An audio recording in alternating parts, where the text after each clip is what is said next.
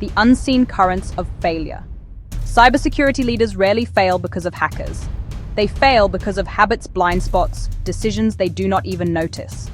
This truth is often difficult to see from the inside, obscured by the daily noise of alerts and incidents. It feels like you are doing everything right, battling threats with diligence and expertise. Yet, the ground beneath you can shift without warning, not from a sophisticated attack, but from the slow erosion of influence and trust. The language barrier, from technical jargon to business influence. First, many well-meaning security teams speak the wrong language. Controls, frameworks, vulnerabilities, technical acronyms. This language is precise and essential for internal security discussions. It allows specialists to collaborate effectively and to manage the complex machinery of defense. But in the boardroom, that same language creates a barrier. It sounds like noise, and like a technical problem someone else should handle. The vital message about risk gets lost in translation. Senior leaders operate in a different world. They focus on different priorities: revenue, profit margins, customer acquisition, market share, brand reputation. They need to see how security protects those business assets. Saying only implement ISO 27001 controls without linking it to protecting customer data or avoiding fines will fail to gain influence. The firefighter's trap, escaping the cycle of reaction. The second common failure point is getting trapped in a constant state of reaction. If you and your team spend every day fighting fires, you will forever remain in the engine room covered in soot. The constant adrenaline of responding to incidents, patching vulnerabilities, and answering urgent alerts feels productive. It feels like you are on the front lines, actively defending the organization. But this reactive posture, while necessary at times, is the enemy of strategic leadership.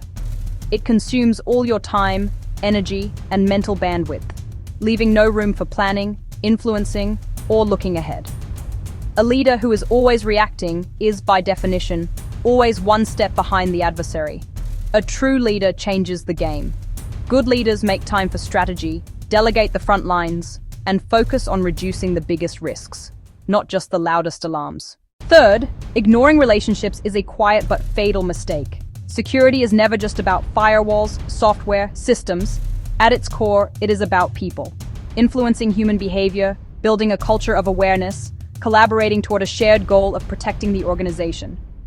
Leaders who focus exclusively on the technical tools, forget to build bridges with their peers, will find themselves isolated. Trust is the currency of leadership. It is built slowly, through consistent interactions, reliable interactions, empathetic interactions. A security leader who operates from a silo, issuing mandates without consultation, blocking projects without explanation, quickly burns through any trust they might have. Schedule regular, informal meetings with your peers in legal, finance, marketing, operations. Do not go with an agenda. Go with curiosity. Your only goal should be to listen. What are their biggest challenges? What are their most important goals for the quarter? How is their performance measured? It is no longer a department of no, but a partner in achieving business objectives safely. Fourth, many technically brilliant leaders underestimate the importance of people skills. Emotional intelligence, executive presence, clear communication. These are often dismissed as soft skills. This is a profound misunderstanding. These are not soft skills. They are power skills. They drive concrete results. They build high-performing teams. They let you command a room and influence decisions. A leader who lacks these skills will struggle to inspire their team and to connect with executive stakeholders. Great leaders cultivate a strong executive presence. This does not mean being the loudest person in the room. Calm, confidence, control. They speak with deliberate clarity, using simple, direct language. They master the art of listening, often asking more questions than they answer. They ask one clear question at a time and then fall silent, allowing others the space to think and respond fully. When it is their turn to speak, they give short, honest answers, avoiding jargon and evasion. A leader's primary job is to make their people successful. Coach, provide opportunities to grow, recognize contributions. Finally, the fifth and perhaps most critical failure is the inability to speak the language of the business. Security teams often get lost in their own metrics. They report on the number of threats blocked, patches deployed, vulnerabilities found. While those metrics help run operations, they are largely meaningless to the CEO and the board. They are paid to grow the business and manage overall enterprise risk. Your job is to show them exactly how security risk translates into business risk. To do this, you must learn to be a storyteller who uses data.